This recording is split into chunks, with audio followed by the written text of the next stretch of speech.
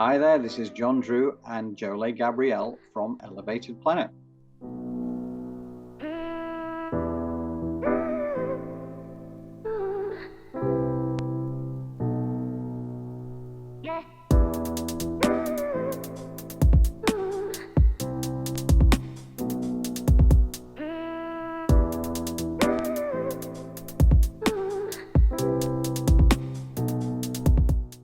And today, Jole and I were having a conversation the other day, and she was just explaining to me that going through meditations and stuff, she thought there was a value in going back over certain elements and how you can use them in everyday life. And what you said resonated with me because I think, I'm sure there are many instances that I can use that in life as well. So do you want to just give a little bit of a broader aspect on that? Yes, because during the meditation, we do a lot of visualizing, generating, creating. And sometimes you can just take pieces of it throughout your day. Of course, we want to do all the soul architecture back together, but sometimes we are in situations where maybe we can only do one or two things, or we just need something specific. So I'm just going to break down each portion of the meditation so that people can mix and match, or they can utilize whatever they want. And then when they listen to our meditation, if I forget to tell you to move your cleaning roses out of your heart, you know to do that regardless. I've been listening to your meditations for a long time now. Obviously, we've been working together, recording them and all the rest of it. But honestly, it's a bit like the discussion around soul architecture where we covered certain aspects. Mhm. I do think this has a real value because even though I've been listening to it for a long time, it adds an extra layer of clarification. And also, I think Yeah. it encourages you to take responsibility and realize that you actually have the ability to manage yourself more than you realize because you kind of Mhm. tend to get into some sort of emotional state and think, okay, well, I'll get out of it eventually, and then just wait for something to trigger you into a better position or a better space. But Mhm. what you're describing is actually you can take ownership of it. You can bring it to a sort of a quick ending in the best possible way, because also Mhm. you're helping yourself for the future when it happens again, and you will recognize the patterns and you'll recognize the pictures, and you'll be able to get rid of it much quicker because now you have a process and you Yes. understand. Yes, that's so important. That's exactly, like, you don't know how life-changing it could be. It takes a little bit of time. It can, because of Mm, the density of the human condition. absolutely. Nevertheless, when we keep chipping away at this by using our tools, before you know it, you've carved out a life that you're enjoying living. Yes. And that's what this is all about. So Yes. I just want to, one more thing that I just want to give people that can help them is just the process. You want to ground your energy. We talk about the higher self as well, because that's, the opposite. And that is what you want to absolutely work with, because that's the highest part of you. And I've said before how we wind up listening to other people and taking in all those judgments. So our higher self kind of leaves us behind, or goes off and does, you're not listening to me, so why should I hang around? Right. So just always make sure your higher self is above you, and you feel like you're untethered or you don't know what decision to make. Take a moment, breathe, call your higher self back above you. Take another moment, take a breath, and then ask the question, is this decision for my highest and best? And if your higher self, if you hear a no, then that's it. Mm, That's it. The first no, and you get used to practice yeah. listening, and you will know, because not only is it going to come into your mind, but you will feel it in Yes. your heart chakra, especially. Yeah. Start to get familiar with the way in which your energy feels. Like, for me, doing this, I feel my heart open, right? It's a visceral feeling for me. A lot of energy's going on in the heart chakra because I'm utilizing that to be of service, right? So Mm, we want to just pay attention to how our body, responds, or what part of us is speaking. Because oftentimes we're like this, we're so contracted and anxious. When you relax your energy, you can say, my shoulder's giving me a little bit of an issue. And then you take and you're pulling the energy out, because it all starts. I mean, unless you're in a car accident, if you have a problem with your shoulder, you're like, how did that happen? Where mm, did I get that from? It's energy. You Right. know, it's energy. It's some stress, some doubt, some worry, some fear, some something that's stuck. So now Mhm. it's your job to work to chase after the healing, or to get your shoulder to stop hurting and move, full range of motion, those types of things. Because negative energy, positive energy, it creates density. You think about patterns, Mhm. right? You're doing Yeah. something over and over and over again, like Chinese water torture. Sooner or later, it's going to make a mark, right? Mhm. Mhm. So it's the same with energy. So just these tools really help us to stay lubricated energetically, to really have our chakras like communicating with each other, and to have things flow. Yeah. And that's, that's why you and I are here, is to really help people Mm. elevate their energy, you know? Yeah, yeah, and I know that obviously I've known you for a while now, Jole, and Mhm. since you gave me my first reading back in, I suppose it What was it? was, well, it was 2.5 years ago, something like that. Um, and one of the things you do is you do move a lot of energy around. Okay, so that's which is like, you because you've been doing this for decades and you understand.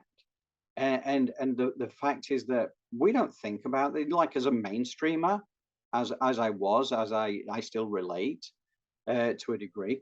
This idea of moving energy, you don't believe that you can just dip into your own energy and pull it out and do this kind of thing.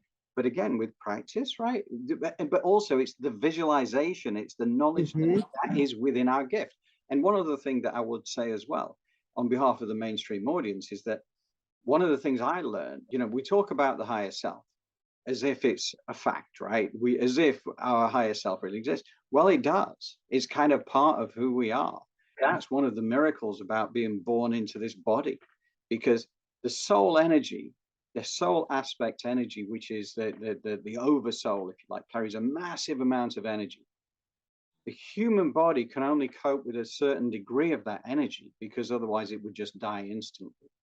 So within this, what we have is like we are connected. And I know, Jola, you talked about this previously, the silver string or silver cord that connects us, right? To Hmm. our higher self and then ultimately to the oversoul. This is part of who we are. Yeah. But us mainstreamers cut ourselves off from this aspect of ourselves, Hmm. potentially forever, because we don't know it's there, because it's not part of mainstream reality. We're almost discouraged from believing it because it keeps us small. The fact is, Yes. we can be so much more expansive by realizing we have this energy source and this great source of wisdom, and it's ours. We don't need to look outside of ourselves to we can learn certain aspects, obviously, within life from people who have experienced it, who are here to be teachers and who are here to guide us. But by the same token, we have so much wisdom within ourselves. We can find our life's purpose, but we have to learn to tap in and to believe it, because you know Yeah. 4 years ago I would have just thought this was lunacy, but Yeah. you know, and I can't say that that's not true. Part of it is like connect with the lunacy of it, because there's gifts in that. And I mean, in a positive way. And I'd love to go back to roses. Like one of the things, and the reason why I love this work is because you'll never be able to hurt anybody with it. Mm, Let's say someone is running their mouth and they're saying things to you. You have the ability to see a rose come up and just gobble up their head. You know what I mean? And it doesn't hurt them, and it just will help you have a little bit of humor, protect yourself, and it'll also help them to stop talking. They'll yeah. come to the realization that maybe what they're saying is hurting you, or maybe what they're saying, they could couch it in a better way. And Mm, that's just a really funny thing, have a rose come down and just yes. gobble up their head. And what you're doing is you're not hurting them, No. you are helping them. Yeah. So I'd like to go into the rose that's outside your aura. We always talk about the aura being 1.5 feet around us, because this is facts as far as energy goes. This is what we've learned. Our grounding cord, 6 inches in diameter. There's a reason for that. Our aura layer, 1.5 feet around us, our higher self above us at a comfortable distance. But when we think about the roses outside our aura, we're having to really visualize. Mhm. Now, 5 feet away from you, energetically, make it 5 feet away from you. I'm not asking you to be a scientist right now or take a tape measure. It's energy. Mm. But how large is your aura? You know, you see these performers like filling up Wembley Stadium. Yeah. That is how large their aura is. Mm. Can you imagine your aura filling up Wembley Stadium? When you have mastery and you know how to utilize your energy, your aura layer can fill up Wembley Stadium. You can also go somewhere and you can pull it into where nobody notices you. Mhm. You see, you can start working with these things to really help co-create your life. Back to the roses. So whenever there's any energetic, emotional detritus, you can move it down your grounding cord, fill up with gold light, or you can move it outside into that rose. And that's where your hand chakras come in. You're thinking about your divorce. You're like, eh, pull it out of your heart chakra. You know, you can just pull it out and just, oh my God, put it in the rose outside your aura. And then you just pop those pictures out, drain them, fill them with gold light, storm in your memory bank, and move on. Now that emotion, instead of it torturing you, you have a way in which to control those thoughts, emotions, and feelings. You have an exercise that you can do, just like bicep curls, to let Mm. me clean out my heart. I want to be a better person. I'm holding on to resentment, rejection, and regret from my divorce. Let me get this up out of here. Put it in the rose outside your aura.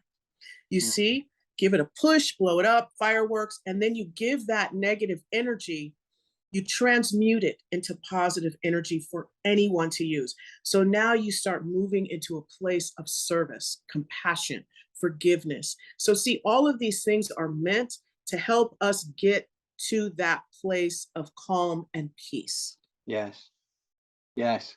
And it's that's a good point, isn't it? Because when you're kind of doing the explosive thing and creating the fireworks and or you know, this is actually it is actually creating that positive life force energy from the negative, right? Yes, Again, it being in service to humanity and kindness and compassion, again, it's reinforcing that at a personal yes, level. You're transmuting it, um, yeah, which is a beautiful thing to hold on to. absolutely. It really is. And to have a practice, you know, how do you work out the spirit? How do you work out the emotion? So much emphasis is put on the physical body, but if you're a jackass, it doesn't matter how big your biceps are. It Yeah. doesn't matter, you know what I mean? Like, we don't care. But you could be Quasimodo and have a beautiful heart.